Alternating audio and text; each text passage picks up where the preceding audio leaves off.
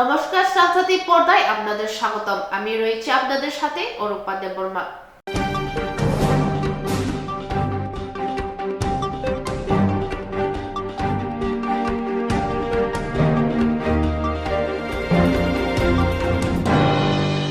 বেশি গিয়েছে ত্রিপুরা বিধানসভা নির্বাচনে দামামা। রাজ্য সফরে রাষ্ট্রমন্ত্রী অমিত শাহ বৃহস্পতিবার জন্য বিশ্বাস যাত্রা সাবরুমে উপস্থিত ছিলেন গৃহমন্ত্রী অমিত শাহ, মুখ্যমন্ত্রী ডক্টর মানিক সাহা, উপমুখ্যমন্ত্রী जिष्णु देवबर्मा सह आरो अन्यान्यरा। भरोसा करिए 5 साल के बाद मेरा ये सुंदर त्रिपुरा प्रदेश देश का सबसे समृद्ध प्रदेश बन जाएगा। मित्रों, सबसे समृद्ध प्रदेश बन, और इसलिए हमारे कार्यकर्ता जन विश्वास यात्रा लेकर निकले हैं। विश्वास आपका, काम हमारा, भरोसा आपका, परिणाम हमारा, और प्यार आपका, विकास नरेंद्र मोदी जी का। इस सूत्र पर आगे बढ़ने वाले हैं। हमारी ये जन विकास यात्रा, जन विश्वास यात्रा अभी शुरू होने के बाद हर गांव में जाएगी, हर तहसील में जाएगी, हर टोले में जाएगी।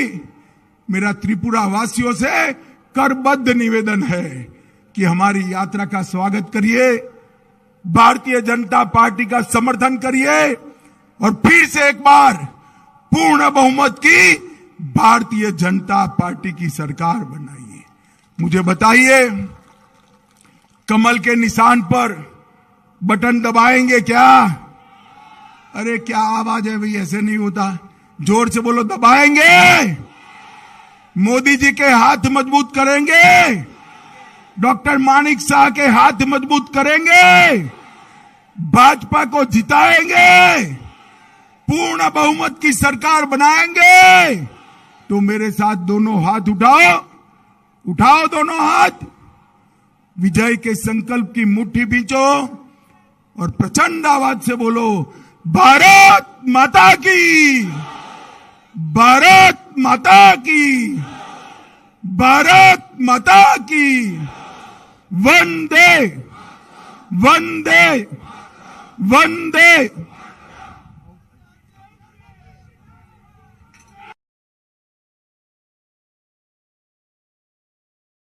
सिर्फ 5 साल में 11,000 करने का काम ये भारतीय जनता पार्टी की सरकार ने किया। मित्रों, मोदी जी ने देश को सुरक्षित किया है। आज मैं यहां पर आया हूं, सब रूम में इतनी बड़ी संख्या है। मुझे बताओ भाई, ये कश्मीर जो है वो हमारा है या नहीं है? जोर से बताओ, ये कश्मीर हमारा है या नहीं है? और जोर से बताओ, है या नहीं है? धारा 370 हटानी चाहिए, नहीं हटानी चाहिए? ये कम्युनिस्ट, ये कांग्रेस 75 साल से धारा 370 को अपने बच्चे की तरह गोदी में खिलाकर घूमते थे। 5 अगस्त 2019 को मोदी जी ने धारा 370 को उखाड़ कर फेंक दिया। मित्रों, और ये कश्मीर हमारा हमेशा के लिए, भारत माता का ये मुकुटमणि कश्मीर हमेशा के लिए भारत के साथ जुड़ गया।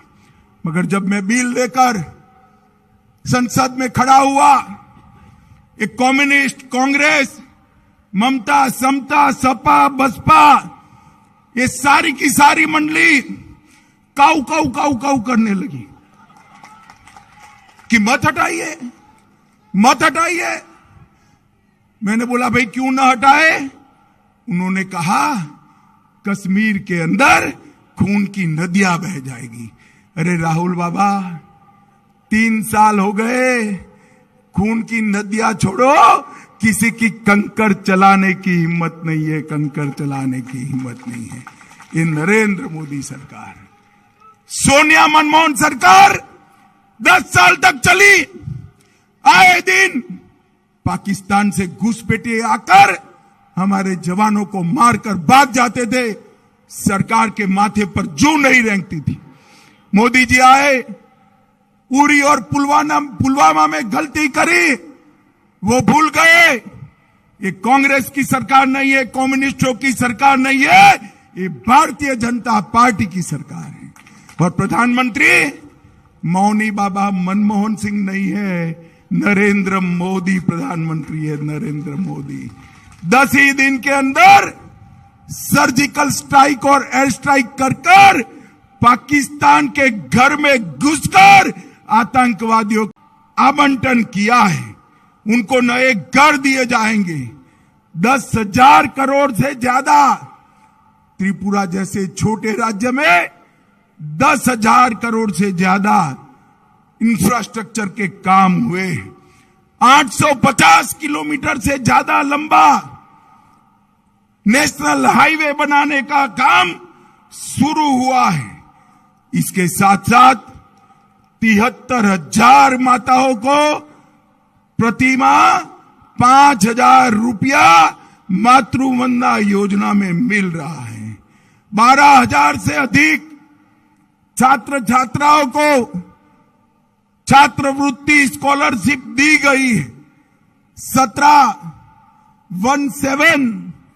एकलव्य मॉडल स्कूल आदिवासी बच्चों के लिए बनाए गए। 2.5 लाख से ज्यादा किसानों को प्रति साल 6,000 रुपया सीधा, कोई कैडर के वहां नहीं जाना है भाई, सीधा उनके बैंक अकाउंट में जमा करने का काम ये भारतीय जनता पार्टी की सरकार करती है। और 1,30,000 घरों में आजादी के 75 साल के बाद पहली बार बिजली पहुंचाने का काम देश के प्रधानमंत्री नरेंद्र मोदी जी ने किया है। मित्रों, लगभग कर्मचारियों और पेंशन भोगियों के डीए में 12% की वृद्धि की है।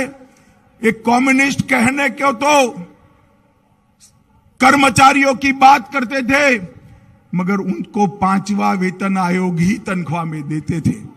विप्लव भाई मुख्यमंत्री बने, उन्होंने तुरंत ही मुख्यमंत्री बनने के साथ ही 3 महीने में 6ठा और 7वां दोनों वेतन आयोग का फायदा सरकारी कर्मचारियों को देने का काम ये भारतीय जनता पार्टी की सरकार ने किया।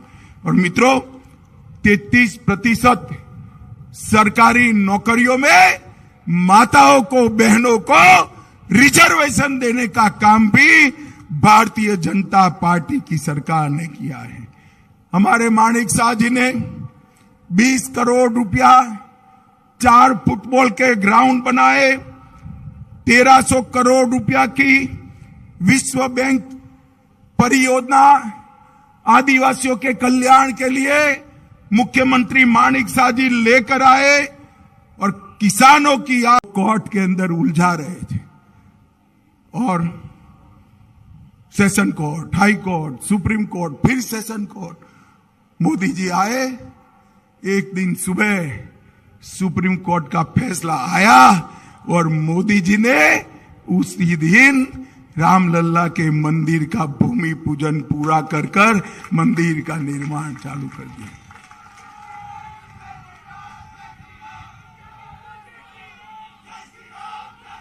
मित्रों, मैं एक बात बताने आया हूं। 2019 के चुनाव में मैं पार्टी का अध्यक्ष था और ये राहुल बाबा कांग्रेस पार्टी के अध्यक्ष थे। तो राहुल बाबा हर रोज पूछते थे, मंदिर वही बनाएंगे, तिथि नहीं बताएंगे। और राहुल बाबा कान खोलकर सुन लो और सबरूम वालों आप भी टिकट करा लो। 1 जनवरी 2024 को अयोध्या में गगनचुंबी राम मंदिर वहां पर आपको तैयार मिलेगा।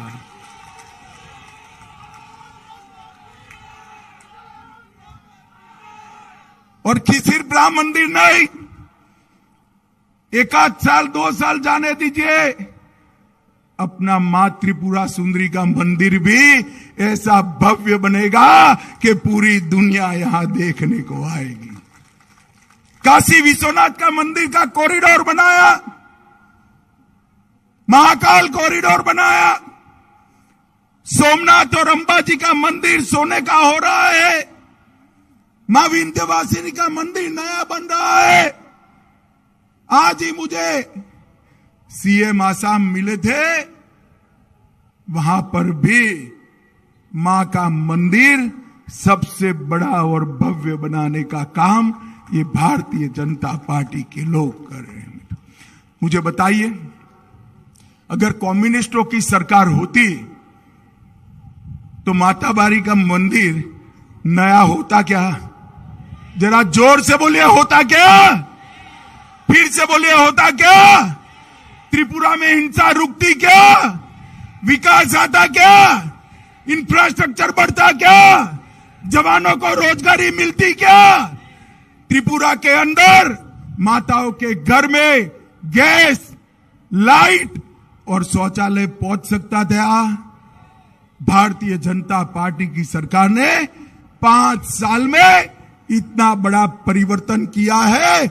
और आज मां त्रिपुरा सुंदरी की भूमि पर मैं कहकर जाता हूं, नरेंद्र मोदी और बीजेपी सरकार দেখেছেন আপনারা প্রত্যেক ক্ষেত্রে একটা ফলক তৈরি করেছে।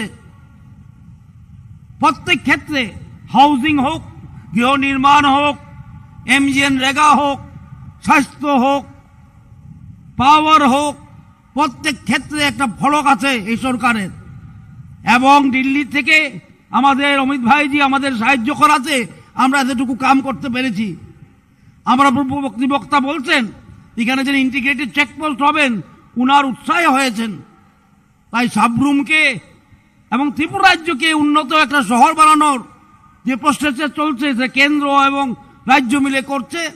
এবং আমি আপনাদের কাছে আবেদন রাখবো, আমাদের এই রাজ্য যেমন সবসময় উন্নতির পথে চলে, কারণ আমরা বহুদিন দেখেছি এই সিপিএম এর অপশাসন, দলবাজি, আজকে সে থেকে মুক্তি দিয়েছে।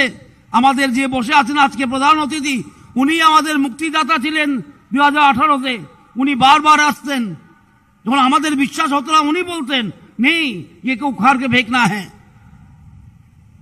তাই আজকে অমিত ভাই শাহজি এসে গেছে। যতই জোট হোক আর যতই মোট হোক কিচ্ছু হবে না, যত জোট আর মোট আর কিচ্ছু হবে না। সো গো ব্যাক হোম সবটি, এটা কিছু হবে না। আবার এসে গেছেন উনি, আবার আসবেন, ওনার আপনাদের সামনে আবার বক্তব্য রাখবেন। এই বলে আপনাদের বিদায় নিচ্ছি। বন্দে মাতরম, ভারত মাতা কি জয়। ধন্যবাদ। এখন বক্তব্য রাখবেন এই রাজ্যের জনপ্রিয় মুখ্যমন্ত্রী প্রফেসর ডক্টর মানিক সাহা মহোদয়।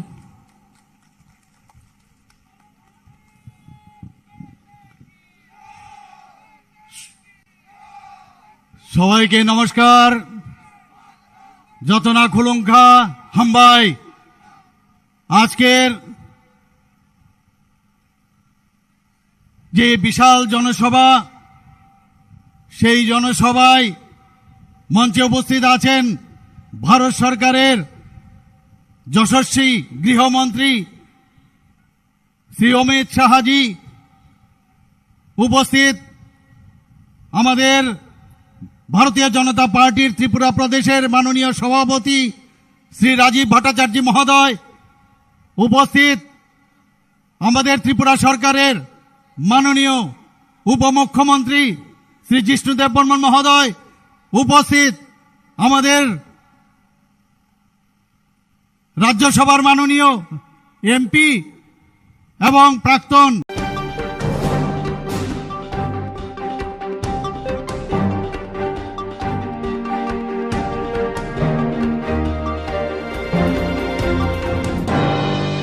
আসন্ন বিধানসভা নির্বাচনকে সামনে রেখে আদিবাসী কংগ্রেসের সংগঠনকে মজবুত করতে বৈঠক অনুষ্ঠিত হলেন বৃহস্পতিবার কংগ্রেস ভবনে। কেন আজকের এই বৈঠক? আজকে আমাদের মিটিং হয়েছেন আমাদের ত্রিপুরা স্টেট আদিবাসী কংগ্রেসের মানলি মিটিং এবং গুরুত্বপূর্ণ সভা। আমরা আগামী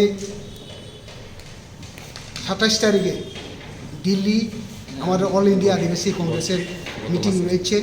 সেখানে আমাদের ত্রিপুরা থেকে 6 জন রিপ্রেজেন্টেটিভ গিয়েছেন ওখানে। ওখানে আমাদের ট্রাইবেল জন্য অনেক কিছু আমরা কথা বলেছেন এবং আমরা মেমোরান্ডাম ও সাবমিট করেছেন। মেমোরান্ডাম ফর এক্সাম্পল আমরা সাবমিট করেছেন direct funding, Tripura state territorial council এবং 20টা রিজার্ভেশন সিটের মধ্যে 20 জন পিসিসি নিয়োগ করা হোক এবং স্টেট কমিটির আমাদের ভাইস প্রেসিডেন্ট দেওয়া হোক। এইসব কিছু অনেক কিছু এনে রয়েছে, এইসব সম্বন্ধে আমরা আলোচনা করেছি। সামনে কোনো কর্মসূচি রয়েছে আপনাদের? আমরা সামনে 11 তারিখে একটা স্টেট কনভেনশন করা ছিল, কিন্তু এখানে আমরা ডেট ফিক্স করিনি। কয়েকটা দিন বলে আমরা দিনের ফাইনাল করে আপনাদের কাছে যদি বামফ্রন্টের সঙ্গে জোট হয় আপনারা কিভাবে দেখবেন এই জোট? না, কোনো জোটের সম্বন্ধে কিছু বলিনি। ওখানে আমাদের কোনো জোটের সম্বন্ধে আমরা কোনো আলাপ করি। আপনাদের সংগঠন কতটা পুক্ত আছে উপজাতি এলাকায়? আমরা যা করছি, আমরা সংগঠন যা করতে পারি করছি। আপনারা দেখতে পাচ্ছেন 2019 লোকসভা নির্বাচনে আউট অফ 27টা বিধানসভা হ্যাজ বিন লিড করেছেন আমরা আশা করি এই সামনে 2023 অ্যাসেম্বলি ইলেকশনে আরও মজবুত রেজাল্ট বার করতে পারি। আপনার নামটা ডেজিগনেট? আমার নাম হয়েছে শ্যামচন্দ্র বর্মা, অল ইন্ডিয়া আদিবাসী কংগ্রেসের এক্সিকিউটিভ মেম্বার।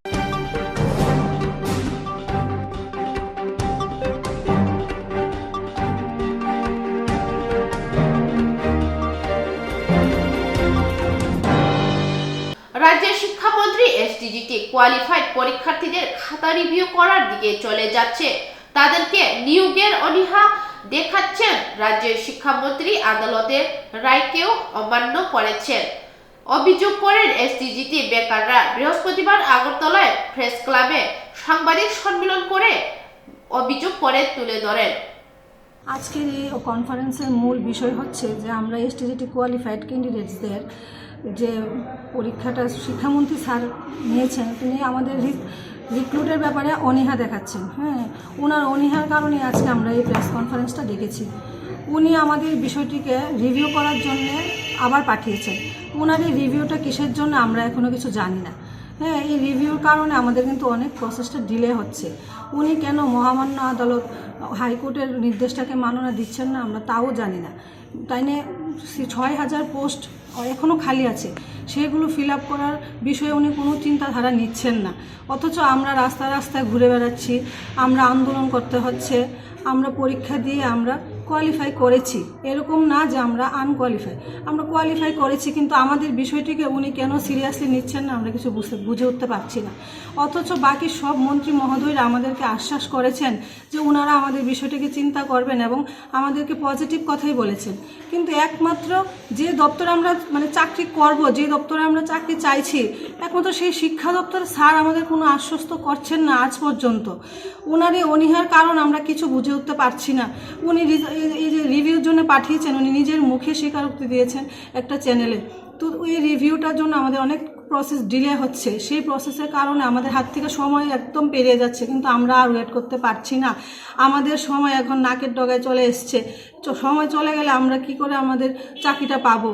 তো উনি আমাদেরকে এই বিষয়ে কোনো আশ্বাস দিচ্ছেন না। আমরা তো এখন আন্দোলন করতে এখন বাধ্য হচ্ছি। আমাদের এখন কন্টিনিউয়াস আন্দোলন করে যেতে হবে।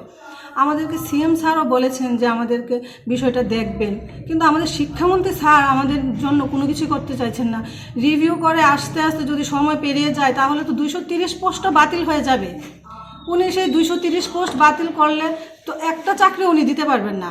আর ওদিক দিয়ে আমাদের কি বলেছেন, উনি বলছেন যে তোমরা যাও অর্থমন্ত্রী স্যারের কাছ থেকে গিয়ে সেটা নতুন পোস্টের জন্য তোমরা ক্রিয়েশন ফিল আপের জন্য তোমরা গিয়ে করো, ওনার কাছে দাবি রাখো, ফাইলটা আনো।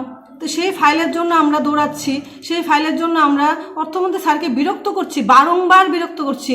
কিন্তু অর্থমন্ত্রী স্যার যে সেই ফাইলটা আমাদের সই করে দেবেন সেই বিষয়ে আশ্বস্ত করেছেন, কিন্তু সেই ফাইলটা আমরা কার জন্য করব? সেই ফাইলটাতে যদি আমরা নাই রিক্রুট হতে পারি, আমরা যদি সেই জবটা আমরা না পাই, তো এই জবটা আমরা কার জন্য রেডি করছি? আমাদের জন্য তো আমরা দৌড়াচ্ছি নাকি? সেই জবটা তো আমাদের দরকার, আর আমরাই এটার জন্য পোস্ট বাড়িয়ে আনার চেষ্টা করছি। ফাইল এক পা করে এগুচ্ছে, এখন স্যারের টেবিলেও পৌঁছে যাবে, স্যার সইও করে দেবে, কিন্তু সেদিকে অর্থমন্ত্রী স্যার রিভিউর জন্য আমাদের প্রসেসটা ডিলে হয়ে যাচ্ছে। শিক্ষামন্ত্রী স্যারের রিভিউর জন্য আমাদের প্রসেসটা ডিলে হয়ে যাচ্ছে।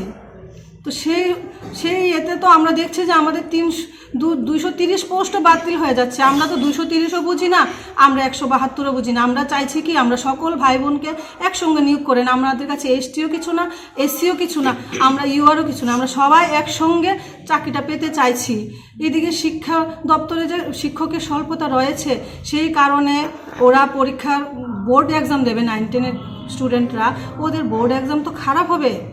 ওরা গাইড পাচ্ছে না, ওরা পড়াশোনা কিভাবে করবে শিক্ষকের অভাবে? ওদের কে গাইড করবে? ওদের তো শিক্ষক দরকার। ওদের পড়াশোনা খারাপ হলে সেই ভর্তুকিটা কে দেবে?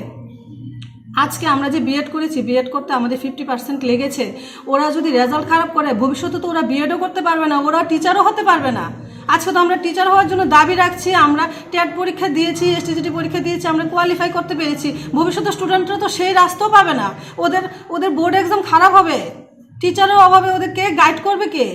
টিচারের অভাবে ওরা পড়াশোনা করতে পারছে না। শিক্ষামন্ত্রী স্যার, এটা আমরা পাবলিক অপিনিয়ন যে চ্যানেলটা, ওনার মাধ্যমে আমরা জানতে পেরেছি যে উনি একটা রিভিউতে পাঠিয়েছেন আমাদের। এটা না, এটা সম্বন্ধে আমাদের কিছু বলা হয়নি। না, রেজাল্টও দেওয়া হচ্ছে না, এই জন্য তো রেজাল্ট ডিলে হচ্ছে। আমরা যখন গেছি কন্ট্রোলার কাছে, ফাইনাল যে আনসার কিটা দেওয়া হয়েছে, এটার দ্বারা আমরা বুঝতে পেরেছি যে আমরা কোয়ালিফাই হয়েছি। এই যে আমরা যখন না এটা টিআরবিটি থেকে দেওয়া হয়, ফাইনাল আনসার কি দেওয়া হয়, ওইটা থেকে আমরা মিলিয়ে বুঝেছি যে আমরা পাস করেছি। এর জন্য নোটিফিকেশন করা হয়েছে, কিন্তু আমাদের এসটিজিটি জন্য প্রায় 6000-এর বেশি পোস্ট খালি আছে এবং বিদ্যালয়গুলিতে প্রচণ্ড পরিমাণে টিচার সংকট দেখা গেছে। এবং দেখা যাচ্ছে যে নবম দশম শ্রেণীর মানে যে শিক্ষক স্বল্পতা রয়েছে, এর জন্য ছাত্রছাত্রীরা রাস্তায় আন্দোলন করছে, কেন ওদের শিক্ষক নেই। আর আমরা যারা শিক্ষকরা আছি, মানে যারা ভাবি শিক্ষক, অলরেডি এসটিজিটি কোয়ালিফাই করেছি, আমরা রাস্তায় দাঁড়িয়ে আছি, আন্দোলন করছি, কেন? যে আমাদেরকে চাকরি দিতে হবে, আমরা পড়াতে চাই। আর ওরা কি করছে? ওরা পড়তে চাইছে, ওদের শিক্ষক নেই। আগামী দিনে ওদের ভবিষ্যতের কি হবে? আমাদের ভবিষ্যৎ তো নষ্ট করেই দেওয়া হচ্ছে, ওদের ভবিষ্যৎও তো নষ্ট করে দেওয়া হচ্ছে। তো কি হবে? এটাই আমাদের এই যে মন্ত্রী মহোদয়দের কাছে এবং আমাদের যে ত্রিপুরা গভর্নমেন্টের কাছে এটাই প্রশ্ন, যে আমাদের কি হবে? আমাদের নিয়ে খেলাধুলা কেন করা হচ্ছে? আমাদের কি দোষ? উনি বলছে যে আমার শিক্ষা দপ্তরে আমি কোয়ালিটি এডুকেশন চাইছি, কিন্তু আমাদের মধ্যে যদি কোয়ালিটি নাই থাকবে, তখন আমরা কিভাবে এসটিজিটি কোয়ালিফাই করেছি? এসটিজিটি তো আমরা কোয়ালিফাই করে এসে আমরা দাবি করছি যে আমরা চাকরি চাই। তো আমাদের আগামী দিনের এটাই আমাদের এটাই আবেদন যে আগামী দিনে এই ইলেকশন ঘোষণার পূর্বেই যাতে আমাদের এসটিজিটি বিষয়টা নিয়ে ভাবা হয় এবং আমাদেরকে যাতে নিয়োগ করা হয়, আমাদের প্রসেসটা যাতে শেষ করা হয়।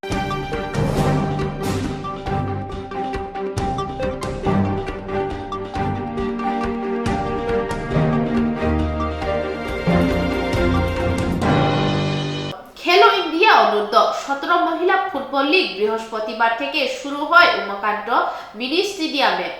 মোট 6টি মহিলা দল অংশ নিয়ে আসে। বৃহস্পতিবার হয় প্রতিযোগিতার উদ্বোধনী অনুষ্ঠানে উপস্থিত ছিলেন পুর নিগমের কাউন্সিলর মোহিনী দেববর্মা, ত্রিপুরা ফুটবল অ্যাসোসিয়েশনের সচিব অমিত চৌধুরী, ত্রিপুরা রেফারি অ্যাসোসিয়েশনের সচিব নারায়ণ দে সহ অন্যান্যরা।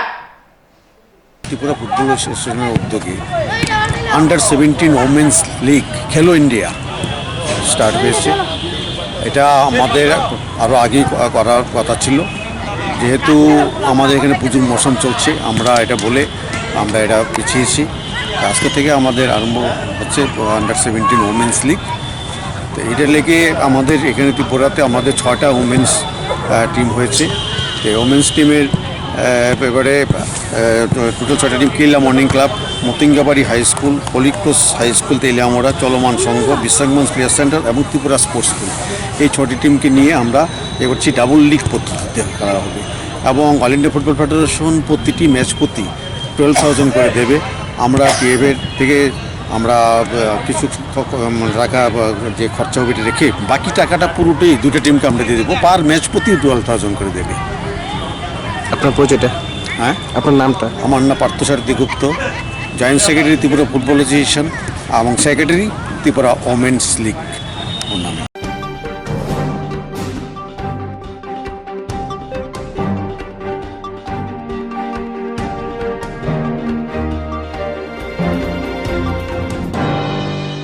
ত্রিপুরা সরকারের খাদ্য জনসংবরণ ও ক্রেতা স্বার্থ বিষয়ক দপ্তর উল্লেখযোগ্য সাফল্য ও বিভিন্ন উন্নয়নমূলক কার্যসমূহ বৃহস্পতিবার আগরতলার সচিবালয়ের সাংবাদিক সম্মেলনে তুলে ধরেন দপ্তরের সচিব।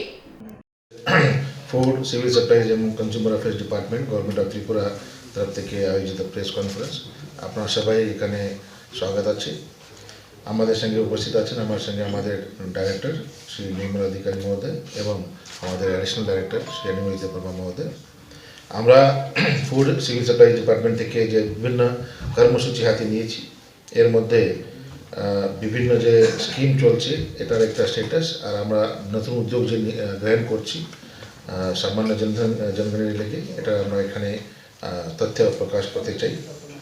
যার মধ্যে সর্বপ্রথম হচ্ছে যে আমাদের ডিপার্টমেন্ট থেকে একটু অনেক বেশ ইম্পর্ট্যান্ট প্রোগ্রাম চলছে, যেটা হচ্ছে প্যাডি প্রকিউরমেন্ট। এটা 2018 সালে আমরা এটা শুরু করছি। এর আগে কোনো সময় এরকম ধরনের প্রকিউরমেন্ট করা হয়নি, কিন্তু আমরা গত প্রায় 2018 থেকে এই প্রোগ্রামটা শুরু করছি। এই বছরে যে সিজনে যে প্যাডি প্রকিউরমেন্ট আছে, এটা 15 ডিসেম্বর 2022 থেকে এটা শুরু হয়ে গেছে, আর এটা চলবে 31 জানুয়ারি 2023 পর্যন্ত। এই 1.5 মাসের মধ্যে আমরা এই সিজনে যে টার্গেটটা হাতে নিয়েছি, এটা হচ্ছে মোটামুটি 35,000 মেট্রিক টন প্যাডি আমরা প্রকিউর করব, যার এখন অবধি আজকে রেট অবধি আমরা এর মধ্যে 17,079 মেট্রিক টন অলরেডি প্যাডি প্রকিউরও করে ফেলেছি, যার মধ্যে প্রায় 7,818 ফার্মার থেকে এটা প্যাডি প্রকিউর করা হয়েছে, যার মূল্য হচ্ছে মোটামুটি এমএসপি মূল্য 34.84 করোড়। তো আমরা আমরা এটা অপেক্ষা করছি যে 35,000 মেট্রিক থেকেও বেশি এবার আমরা প্যাডি প্রকিউর করতে পারবো, যেহেতু এখন কিষানকে এটা ডিস্ট্রেস সেল করার দরকার নাই। ওরা এখন খুশি পাচ্ছে, যেহেতু সরকার ওনার কাছ থেকে ডাইরেক্টলি এটা এমএসপি প্রাইস যে কি 20.74 পয়সা এটা এমএসপি প্রাইসে ওরা কিনতেছে। তো ওরা এখন আগ্রহী আর এক উৎসাহী যে ওরা আরও প্যাডি আমার গভর্নমেন্টের কাছে দিতে চায়। আজকে অবধি আমরা ডিসেম্বর 2018 থেকে শুরু করে আজকে অবধি প্রায় 1,47,884 মেট্রিক টনের প্যাডি এটা সরকার এটা করেছে, প্রকিউর করেছে, যার টোটাল মূল্য হচ্ছে 278.83 করোড় অ্যাজ এমএসপি। তো আজকে অবধি ডিপার্টমেন্ট থেকে প্রায় 280 কোটি টাকার প্যাডি ধান সরকার কৃষক থেকে নিয়েছে। এর সঙ্গে সঙ্গে যে আমাদের এনএফএসএ বেনিফিশিয়ারি আছে, ওনাদের ক্ষেত্রে যে ফ্রি অফ কস্ট ফুড গ্রেনের যে ডিস্ট্রিবিউশন স্কিম আছে, এটাও গভর্নমেন্ট অফ ইন্ডিয়া অ্যানাউন্স করছে যে ওরা সেম স্কেলে যে অন্তোদয় অন্ন যোজনার স্কেল আছে যে 35 কেজি প্রতি ফ্যামিলি, আর প্রায়োরিটি হাউস হোল্ডে 5 KG per head at the rate of ₹2 per KG এটা টাকাটা পাবে, যার মধ্যে স্টেটের সাবসিডি রয়েছে 1 টাকা। এটা ওরা আবার এই বছর ডিসেম্বর অবধি পাবে। সঙ্গে সঙ্গে আমাদের প্রধানমন্ত্রী গরিব কল্যাণ অন্ন যোজনা যে রয়েছে, যেটা অনেক ইম্পর্টেন্ট স্কিম, এটা বড় স্কিম যা রিলিফ প্রোভাইড করছে, যে মধ্যে কোভিড মহামারীতে আপনারা জানলেন সবাই একেবারে কৃষকরা বা যে গরিব লোক ছিল ওটা বেশি প্রভাবিত হয়েছে। ওনাদের যে খাদ্য সুরক্ষা, এই খাদ্য সুরক্ষার ক্ষেত্রে এই স্কিমটা গভর্নমেন্ট অফ ইন্ডিয়া শুরু করছে, যার মধ্যে আমরা ফ্রি অফ কস্ট রাইস এবং পালসেস এনএফএসএ ফ্যামিলিজকে দিচ্ছি, যার মানক হচ্ছে at the rate 5 KG per head per month. এটা এন্টারটেনমেন্ট যে আছে, এটা আমাদের ইন অ্যাডিশন টু এনএফএসএর যে এন্টারটেনমেন্ট আছে এর থেকে বেশি এটা ইন অ্যাডিশন আছে, যাতে ওরা দুটোটাই এনএফএসএ স্কিমের বেনিফিট এবং প্রধানমন্ত্রী গরিব কল্যাণ অন্ন যোজনার বেনিফিট পেতে পারে। যার মধ্যে আমরা টোটাল আজকে অবধি গত 28 মাসের মধ্যে, যেমন এপ্রিল 2020 থেকে শুরু করে এই স্কিম শুরু হয়েছে, আজকে ডিসেম্বর 2022 অবধি আমরা টোটাল 3,35,165 মেট্রিক টন রাইস এবং 4,381 মেট্রিক টন পালসেস আমরা এটা ডাল আমরা এটা ডিস্ট্রিবিউট করছি। এই স্টেটে এটা পাওয়াতে একেবারে খাদ্য সুরক্ষার ক্ষেত্রে আমরা অনেক অগ্রেসর হয়েছি। আজকে অবধি আমরা এই স্কিমের মাধ্যমে গত 28 মাসের মধ্যে প্রায় 6 লক্ষ এনএফএসএ ফ্যামিলিজকে এটা উপভোগ করতে পারছে। সঙ্গে সঙ্গে আরেকটা গুরুত্বপূর্ণ আমরা ডিসিশন সিদ্ধান্ত এক উপক্রম নেওয়া হয়েছে, যাতে আমরা diversification of basket of PDS shop owners, যারা পিডিএস শপ চালায়, রেশন শপ চালায়, ওনাদের যে শপে যে জিনিস বিভিন্ন জিনিস পাওয়ার কথা সবসময় গভর্নমেন্ট অফ ইন্ডিয়া এবং গভর্নমেন্ট অফ ত্রিপুরা থেকেও ইনস্ট্রাকশন থাকে, যাতে ওরা শুধু রাশন কমিউনিটিস না, এছাড়াও অন্য কমিউনিটিও যাতে ওখান থেকে সামান্য জনগণ পেতে পারে, এই উদ্দেশ্য নিয়ে ডাইভার্সিফিকেশনের অফ বাস্কেট, এটা নিয়ে আমরা ওনাদের এই বাস্কেটের মধ্যে প্রথম শুরু করছি সয়াবিন চাঙ্ক। এখন সয়াবিন চাঙ্ক প্রত্যেক রেশন শপে পাওয়া যাবে। এই সয়াবিন চাঙ্কের যে মূল এটা করার উদ্দেশ্য গভর্নমেন্টের এটাই, যাতে আমাদের প্রোটিন কন্টেন্ট যে আছে, আমাদের ছেলে মেয়ে যে ইয়াং এজে যে আছে, পার্টিকুলারলি মেয়েটা, ওখানে যাতে ওরা কোনো স্টান্টিং না হয়, এই প্রোটিন কন্টেন্ট হলে ভালোভাবে ওনাদের গ্রোথ হতে পারে। তো যেই প্রোটিন কন্টেন্ট এটা যদি আমরা রেশন শপে আমরা অ্যাভেলেবল করাতে পারি, তাহলে কিন্তু একটা কনজামশন প্যাটার্নও ভালোভাবে হইব, এই উদ্দেশ্য নিয়েই, এবং ডাইভার্সিফিকেশন অফ পিডিএস বাস্কেট এই উদ্দেশ্য নিয়ে এটা ডিসিশন ত্রিপুরা সরকার নিচ্ছে। এরপরে ডিপার্টমেন্ট থেকে এটার ক্ষেত্রে আমরা টেন্ডার কল করছি।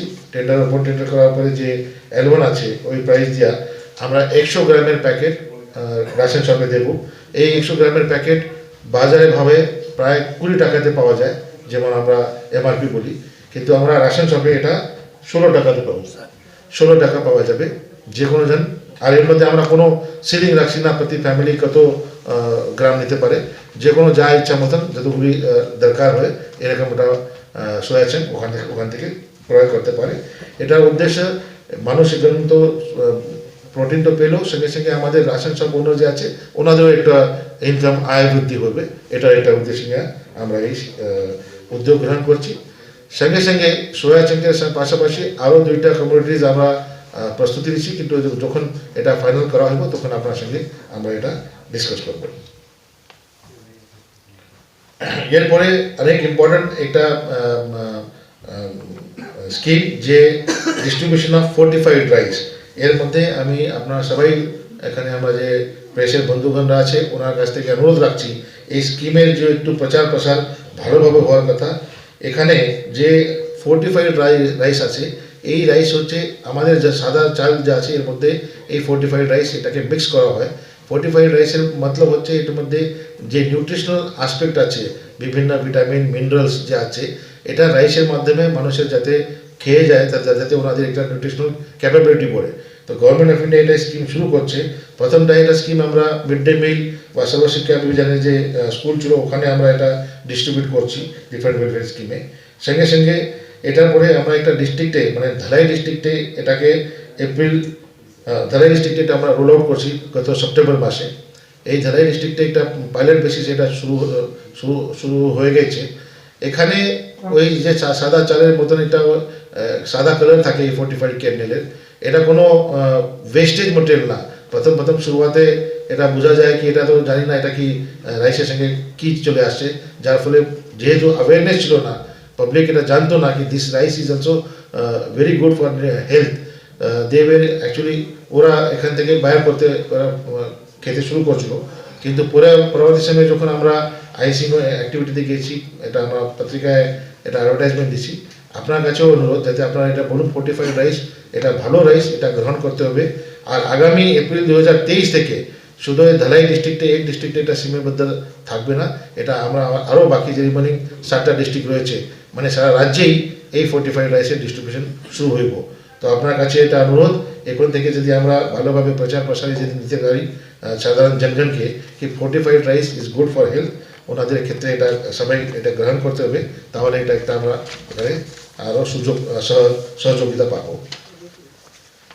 এছাড়া ডিপার্টমেন্ট থেকে বিভিন্ন অ্যাক্টিভিটি আমরা এটা করতেছি। সঙ্গে সঙ্গে যে খাদ্য সুরক্ষার ক্ষেত্রে আমাদের যে স্টক রাখার জন্য আমাদের ফুড গোডাউন যে আছে সেটারও কনস্ট্রাকশনের কাজটা আমরা হাতে নিচ্ছি, যার মধ্যে আজকে অবধি আমরা যে ডিফারেন্ট গভর্নমেন্ট অফ ইন্ডিয়া এবং স্টেট গভর্নমেন্টের স্কিমের মাধ্যমে আমরা কিছুদিনই আগে একটা নভেম্বর মাসে বেলবাড়িতে একটা 500 মেট্রিক টনের ক্যাপাসিটির একটা ফুড গোডাউন উদ্বোধন করছি। সঙ্গে সঙ্গে এই হালই মানে কালকেই মধ্যে 4 তারিখেই আমরা একটা 1000 মেট্রিক টনের ফুড গোডাউনের ক্যাপাসিটি এটা চন্দ্রপুর উদয়পুর গোমতী জেলাতে কালকে এটা উদ্বোধন হয়েছে। এর ফলে প্রায় 1,500 মেট্রিক টনের ক্যাপাসিটি আমার রাজ্যের এখানে বৃদ্ধি হয়েছে। আর বাকি আরও প্রজেক্ট আছে যারাও কাজ অতি শীঘ্রই কমপ্লিট হবে, যার মধ্যে আমরা আরও বেশি স্টক আমার রেনি সিজনের ক্ষেত্রে করতে পারি, যার মধ্যে কোনো খাদ্য সুরক্ষার ক্ষেত্রে কোনো চ্যালেঞ্জ যেতে না হয়।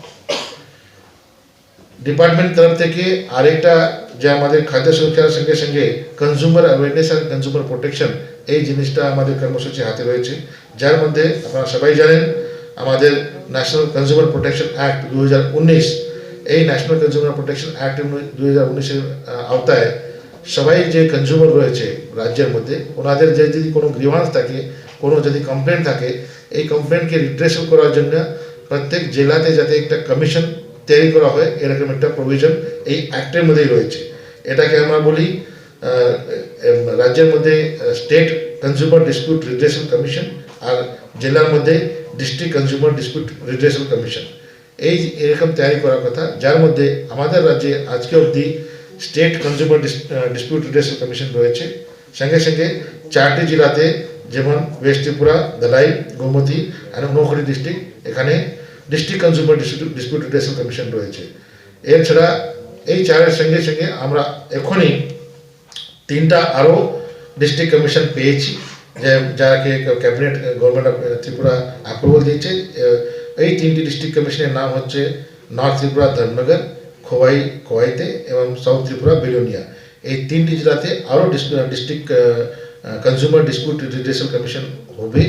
এটার অলরেডি আমরা যে অ্যাকশন আছে আইন মতন, যে এটা অ্যাকশন আমরা তৈরি করে ফেলেছি। সঙ্গে সঙ্গে স্টাফ অফ এটা এখন পোস্ট হলে এখান থেকে ডাইরেক্টলি কনজিউমাররা এখন এই 4 জেলা ডিস্ট্রিক্ট 4 থেকে 7 আমরা ডিস্ট্রিক্ট কনজিউমার ডিসপিউট রিড্রেসল কমিশন করাতে ওনাদেরকে অন্য আগরতলা আসতে হবে না, অন্য ডিস্ট্রিক্টে যেতে হবে না, ওই জেলাতেই ওনারা কমপ্লেন করতে পারে। সঙ্গে সঙ্গে আপনার কাছে এটা অনুরোধ, যাতে এই যে ডিসপিউট রিড্রেসল কমিশন আছে ওনাদের ক্ষেত্রে ওনাকে ফিজিক্যালি এখানে আসার কথা দরকার নাই।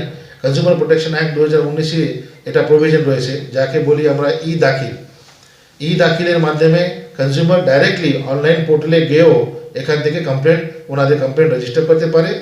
আর হিয়ারিংও এখানে এটা আরেকটা অনেক সুন্দর ফিচার আছে, যার মধ্যে হিয়ারিংয়ের ক্ষেত্রে পার্সোনালি আসার দরকার নেই, এটা হিয়ারিংও ভিডিও কনফারেন্সের মাধ্যমে করা যাবে, যাতে কনজিউমার ওনাদের বাড়িতে বসে কমপ্লেনও করতে পারে, কমপ্লেনের সঙ্গে সঙ্গে হিয়ারিংও ওরা এটা করতে পারে, যাতে ওখান থেকেই ওনারা সব কিছু রিড্রেসল ওনাদের যে কমপ্লেন আছে এটা পেয়ে যাবে। এটা হচ্ছে প্রায় 5 লক্ষ মতন মূল্যের মতন যে ডিসপিউট আছে, এটা এখান থেকে ফ্রি অফ কস্ট হইব।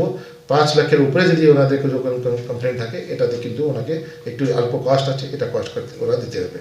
এর মাধ্যমে ডিপার্টমেন্টের মাধ্যমে আমরা এটা প্রচেষ্টা চালাচ্ছি, যাতে যে কোনো কনজিউমার ওনার বাড়ি থেকে বা ওনার জায়গা থেকে ওনার জেলাতেই ওনাদের কমপ্লেন যাতে রেজিস্টার করতে পারে, আর ওটার ওনাদের সমাধান যেতে পেতে পারে।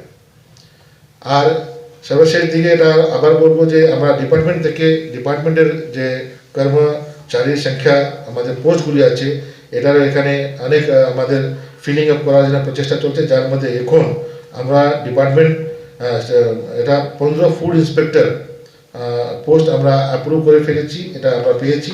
এটা 15টি food inspector group C post, এটা ডাইরেক্ট রিক্রুটমেন্ট প্রসেসে হইব। এটা হইব টিপিএসসির মাধ্যমে, কম্বাইন্ড কম্পিটিটিভ এক্সামিনেশনের মাধ্যমে এটা করা হইব।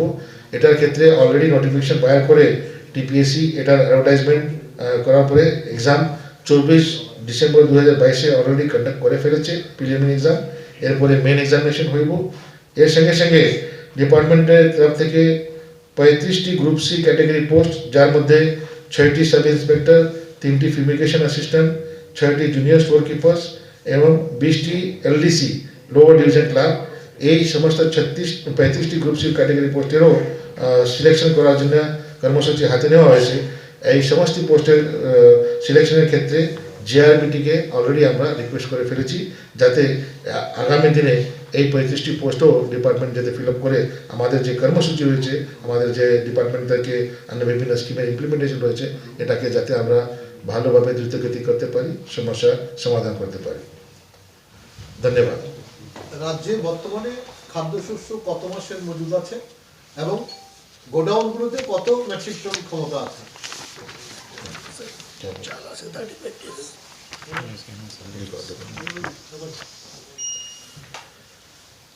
আমাদের এখানে রাজ্যে যে চালের যে দরকার আছে, এটা ডেইলি রিকোয়ারমেন্ট হচ্ছে 746 মেট্রিক টন। আমাদের কাছে 40,000 মেট্রিক টন অলরেডি স্টকে আছে, যাতে প্রায় 55 দিন আমরা চলাতে পারি স্টক।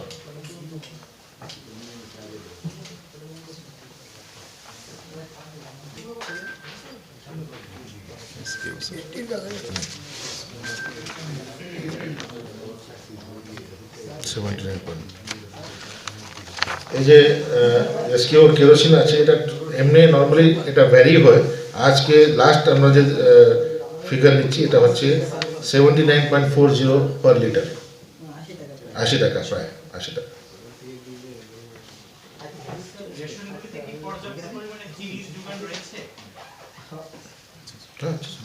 হ্যাঁ, চিনি পর্যাপ্ত পরিমাণে আছে। অলরেডি আমাদের এখানে 1040 মেট্রিক টন চিলি আসে। কত চাহিদা কত? প্রায় 32 মেট্রিক টন ডেইলি। ধলাই ডিস্ট্রিক্টে যে এখনো মানে ডিস্ট্রিবিউশন চলছে, এতে কত রিকোয়ারমেন্ট লাগছে মাসে বা বছরের মাসে? না, ওনাদের যে রিকোয়ারমেন্ট আছে টোটালটাই 45 রাইস আমি ওনাকে দিতে দিই। আচ্ছা, আর সারা রাজ্যে দিতে গেলে কত লাগবে? কত লাগবে?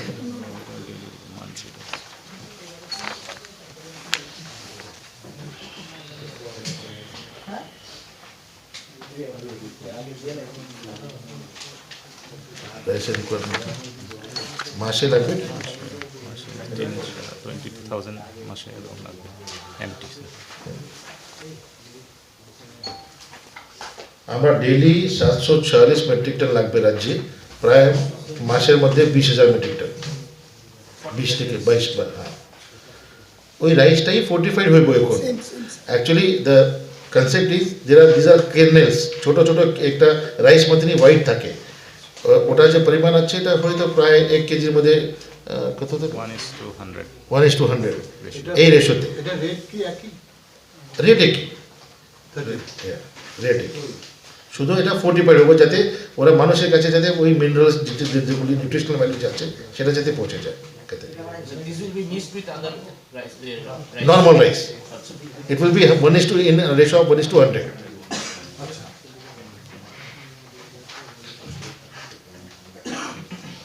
And in the last 1 year, how many cases has been registered with this family food dispute commission?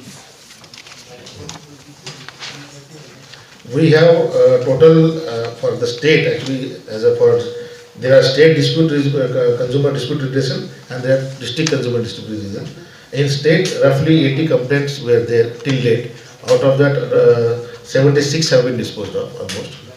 And for the districts, roughly 500 cases are there total.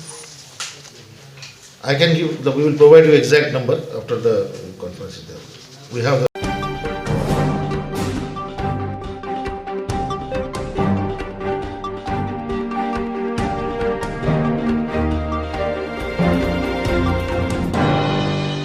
বৃহস্পতিবার আগরতলায় গোর্খাবস্তি উপজাতি কল্যাণ দপ্তরের কনফারেন্স হলে এক সাংবাদিক সম্মেলন করা। সাংবাদিক সম্মেলনে উপস্থিত ছিলেন কেন্দ্রীয় সামাজিক ন্যায় বিচার মন্ত্রী তথা রিপাবলিকান পার্টি অফ ইন্ডিয়ার সভাপতি রামদাস আঠওয়ালে। সাংবাদিক সম্মেলনে তিনি বলেন, দেশের প্রধানমন্ত্রী নরেন্দ্র মোদী সরকারের আমলে রাজ্যের প্রবল উন্নয়ন হয়েছে। প্রধানমন্ত্রী নরেন্দ্র মোদী কেন্দ্রীয় মন্ত্রীদেরকে নির্দেশ দিয়েছেন উত্তর পূর্বাঞ্চলের দিকে বিশেষভাবে নজর দেওয়ার জন্য যাতে উন্নয়নের কোনো বাধা না হয়। ये पार्टी से मैं बिलोंग करता हूँ, जो पार्टी डॉक्टर बाबा साहब अम्बेडकर जो संविधान के आर्किटेक्ट है, उन्होंने ये पार्टी स्थापित की थी और उस पार्टी से मैं बिलोंग करता हूँ। मैं 3 बार लोकसभा में मेंबर ऑफ पार्लियामेंट रहा हूँ और अभी 2 बार मैं राज्यसभा में, मैं 2014 से राज्यसभा में हूँ। तो आज मैं यहाँ त्रिपुरा आया था, तो मेरे पार्टी के वोट के लिए तो आया ही था, लेकिन एज ए मिनिस्टर मैंने यहाँ के अधिकारी जो है schedule caste, schedule tribe, OBC DNT, ये डिपार्टमेंट के जो सोशल वेलफेयर, ये सभी डिपार्टमेंट के अधिकारियों से मैंने बात की और मुझे मतलब यहाँ जो जानकारी भी मिली उसमें जो शेड्यूल कास्ट के जो पोस्ट मैट्रिक स्कॉलरशिप लेने वाले जो स्टूडेंट है वो स्टूडेंट की संख्या 21,462 है और उनके लिए फंडिंग डिस्ट्रीब्यूट हुआ है 42.22 करोड़। दूसरा उसमें जो प्री मैट्रिक स्कॉलरशिप है 9th and 10th के लिए उसके स्टूडेंट 10,000 है और उनके लिए 2.75 लाख इतने पैसे डिस्ट्रीब्यूट हुए हैं। एट्रोसिटी केसेस जो है ये यहाँ इतनी ज्यादा नहीं है। यहाँ जो मतलब अपना यहाँ का जो यहाँ जो शेड्यूल कास्ट का पॉपुलेशन है ये 17.80% है। शेड्यूल ट्राइब का पॉपुलेशन 31.80% है। ओबीसी का पॉपुलेशन 18.35% है और माइनॉरिटी का पॉपुलेशन 16.42% है। तो यहाँ schedule caste and schedule tribe का पॉपुलेशन लगभग 50% तक आता है ये स्टेट में। इसीलिए यहाँ जो एट्रोसिटी के केसेस है ये दूसरे राज्यों के मुकाबले में बहुत कम केसेस है। ये बहुत मैं त्रिपुरा की जनता का आभार व्यक्त करता हूँ कि दलित पर यहाँ एट्रोसिटीज की केसेस बहुत कम है। 2018-19 में जो खाली एक केस हुई है, 1920 में 2 केस हुई है, 2021 में 0 केस है, 21-22 में 3 केसेस है, 22-23 में 2 केसेस है। ऐसे लगातार 5 सालों में खाली यहाँ 8 केसेस यहाँ है। दूसरा जो इंटरकास्ट मैरिज की जानकारी मैंने ली तो 5 सालों में खाली 31 केसेस जो है 5 सालों में इंटरकास्ट मैरिज की 31 केसेस यहाँ है। यहाँ जो जानकारी मुझे मिली कि यहाँ हॉस्टल जो है शेड्यूल कास्ट के हॉस्टल 42 है, उसमें 19 गर्ल्स के हॉस्टल है, 10 जो हॉस्टल है ये SC/ST के लिए दोनों के लिए मिलकर मतलब ये हॉस्टल है। यहाँ जो मैनुअल स्कैवेंजर एक भी नहीं है और जो शेड्यूल कास्ट कंपोनेंट प्लान होता है ये 21-22 में 42 करोड़ रुपए यहाँ मिला था और 22-23 में 46 करोड़ यहाँ मिला है। दिव्यांग जन की संख्या यहाँ 32,000 है।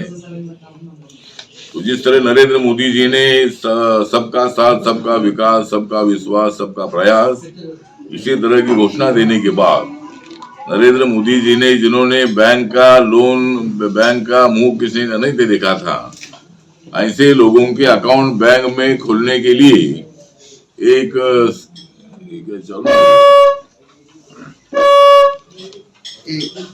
हेलो हाँ, तो माननीय नरेंद्र मोदी जी ने जो प्रधानमंत्री जनधन योजना शुरू की थी तो अभी तक 2014 से लेकर अभी तक 47 करोड़ 77 लाख 75,000 47 करोड़ 77 लाख 75,000 करोड़ इतने लोगों के अकाउंट बैंक में खुले हैं और त्रिपुरा में अभी तक 9,42,000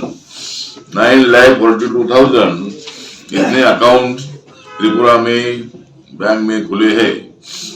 प्रधानमंत्री मुद्रा योजना जो है जो 50,000 से लेकर 10 लाख रुपए का लोन बिना गारंटी मिलता है, तो उसमें 2015 से लेकर अभी तक 38 करोड़ 24 लाख इतने लोगों को लोन मिला है, 38 करोड़ 24 लाख। और त्रिपुरा में अभी तक 23,79,000 इतने लोगों को अभी तक मतलब मुद्रा योजना का लोन मिला है। प्रधानमंत्री जो उज्ज्वला योजना है गैस सिलेंडर वाली, उसमें अभी तक 2016 से लेकर अभी तक 9 करोड़ 58 लाख 7,000 9 करोड़ 58 लाख 7,000 इतने लोगों को गैस कलेक्शन मिले हैं।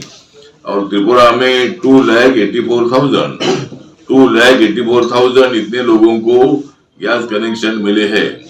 प्रधानमंत्री आवास योजना जो है, ये प्रधानमंत्री आवास योजना में जो अर्बन की योजना है, उसमें 2015 से लेकर अभी तक 67,10,000 इतने लोगों को मकान मिले हैं। और त्रिपुरा में 63,000 लोगों को अर्बन एरिया में मकान मिले हैं। प्रधानमंत्री आवास योजना रूरल की जो है, उसमें 2 करोड़ 82 लाख 14,000 इतने लोगों को हाउसेज मिले हैं। और लेकिन ये रूरल का जो इन्फॉर्मेशन है वो थोड़ा सा हमारे पास अभी नहीं है, रूरल के लोगों को कितने में मिला है। आरोग्य योजना जो आयुष्मान भारत योजना, उसमें अभी तक 2018 से लेकर अभी तक 3 करोड़ 35 लाख इतने लोगों को इसका फायदा देश भर में हुआ है। और त्रिपुरा में 1,93,000 इतने लोगों को इसका फायदा हुआ है। तो इसीलिए त्रिपुरा के तरफ गवर्नमेंट ऑफ इंडिया का बहुत बड़ा ध्यान है, नरेंद्र मोदी जी का बहुत बड़ा ध्यान है। और मतलब त्रिपुरा के विकास के लिए, त्रिपुरा की जनता को न्याय देने के लिए, जो त्रिपुरा की 35 लाख जो पॉपुलेशन है, वो सभी जाति के धर्म के लोगों को एक साथ लाने के लिए और उनका आर्थिक उत्थान, सामाजिक उत्थान करने के लिए नरेंद्र मोदी जी की सरकार कटिबद्ध है। और हम त्रिपुरा के लिए बहुत अच्छा काम कर रहे हैं। माननीय नरेंद्र मोदी जी ने सभी मंत्रियों पर जिम्मेदारी सौंप दी है कि नॉर्थ ईस्ट के सभी राज्यों में जाकर अपने अपने मंत्रालय की जो स्कीम है, वो स्कीम मतलब यहाँ लाने के बारे में अपन कोशिश करनी है। तो उसी तरह हमारे मंत्रालय की जो ओल्ड एज होम की स्कीम है, उस ओल्ड एज होम की स्कीम के अंतर्गत हर जिले में एक ओल्ड एज होम देने की स्कीम हमारी है। अगर कोई एनजीओ हमारे पास अप्लाई करेगा तो उनका ओल्ड एज होम देने का काम हम करेंगे। अभी यहाँ कितने ओल्ड एज होम मालूम नहीं है, 4 ओल्ड एज होम इधर है। तो जो एनजीओ हमारे पास अप्लाई करेगा, उनको हर जिले के लिए मतलब एक ओल्ड एज होम देने का प्रोग्राम हमारा रहेगा। उसके साथ साथ यहाँ दिव्यांगजनों की संख्या 32,000 से ज्यादा है, तो यहाँ उनको पेंशन देने की स्कीम है। सुगम्य भारत योजना में उनको आर्थिक मदद करने की स्कीम है। और दिव्यांगजनों को मतलब मैक्सिमम मदद करने की कोशिश हमारी है। अभी तक हमारे दिव्यांगजनों के 11,000 दिव्यांगजनों को मदद करने के लिए हमारे मंत्रालय के जो ईडी कैंप होते हैं, ये 11,000 से ज्यादा कैंप हुए हैं। और उसमें कम से कम 28-29 लाख से ज्यादा लोगों को, दिव्यांगजनों को उसका फायदा हुआ है। वही श्री योजना एक हमारी है, जो वो सीनियर सिटीजन है, उनके लिए 5,000 का साहित्य देने की एक हमारी स्कीम है। तो वो भी अगर हमारे पास अगर अप्लाई किया जाता है, कोई एमपी है, एमएलए है, अगर वो अप्लाई करता है, तो उस इलाके में हम वही श्री योजना के अंतर्गत साहित्य बांटते हैं।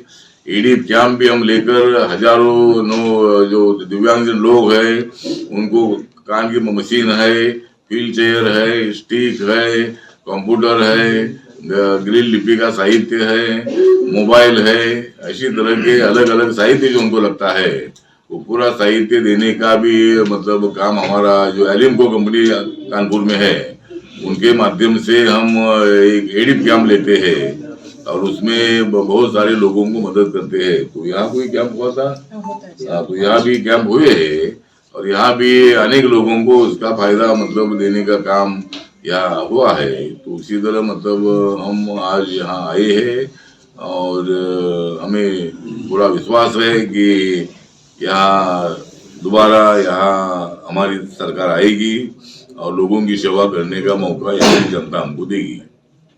सर एक कैंडिडेट बात तो चल रही है, हमने जेपी नड्डा साहब से मुलाकात की है। हमारे सत्यजीत दास जो है, जो हमारे स्टेट के प्रेसिडेंट है, तो उनके साथ हमने जेपी नड्डा साहब से बात किया है, उनको एक पत्र भी हमने दिया है और 2 सीट हमको देने के लिए हमने उनको रिक्वेस्ट किया है। संतोष जी जो जनरल सेक्रेटरी, उनसे भी हमारी बात हुई है। उसके साथ साथ यहाँ जो हमारी प्रतिमा भौमिक जी है, उनके साथ भी हमारी बात हुई है। सीएम से मेरी मुलाकात हुई नहीं, लेकिन उनको भी मैं बात करूंगा और आरपीआई को 2 सीट मिलनी चाहिए और यहाँ जरूर मतलब बीजेपी के नेतृत्व में यहाँ सरकार आएगी और यहाँ जो 60 सीटें है उसमें 30 सीटें रिजर्व सीटें है, 10 सीट शेड्यूल कास्ट के लिए रिजर्व है, 20 सीट शेड्यूल ट्राइब के लिए रिजर्व है, बाकी 30 सीट जनरल है। तो मतलब ट्राइबल समाज और शेड्यूल कास्ट समाज जो है ये बड़ी ताकत से बीजेपी के साथ मतलब खड़ा रहेगा, क्योंकि नरेंद्र मोदी जी ने बाबा साहब के संविधान को मजबूत करने का काम किया है, बाबा साहब के बहुत सारे मेमोरियल के काम पूरे करने का काम किया है और इसीलिए मतलब दलित समाज जो है, ये देश भर का दलित समाज मोदी जी के साथ आज है और इसीलिए मतलब ये 23 का जो त्रिपुरा का चुनाव है, त्रिपुरा चुनाव है, नागालैंड का चुनाव है, मेघालय का चुनाव है, ये तीनों राज्यों में बीजेपी सत्ता में आएगी, ऐसा हमें पूरा विश्वास है।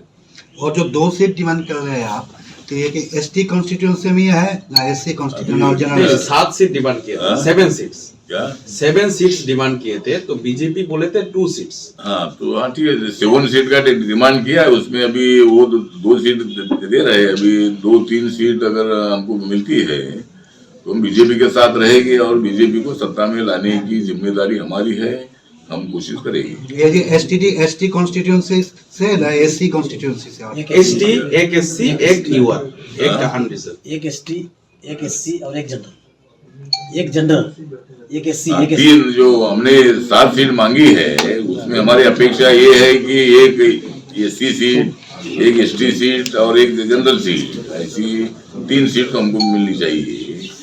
तो 3 सीटों के बारे में जरूर बीजेपी विचार करेगी और हम आमिर भाई से भी बात करने वाले हैं और जरूर हमारा विचार होगा, क्योंकि हमारी पार्टी अभी यहाँ स्टेगनेंट हो रही है। यहाँ ट्राइबल के लोग बड़ी संख्या में पार्टी में आ रहे हैं, जनरल कैटेगरी के लोग हमारी पार्टी में आ रहे हैं, शेड्यूल कास्ट के लोग भी है। तो हमारी पार्टी तो नई पार्टी है, छोटी पार्टी है, लेकिन लोग हमको अच्छा सहयोग दे रहे हैं, इसलिए हमारी पार्टी को यहाँ हमारे खाता खुलने की संभावना है।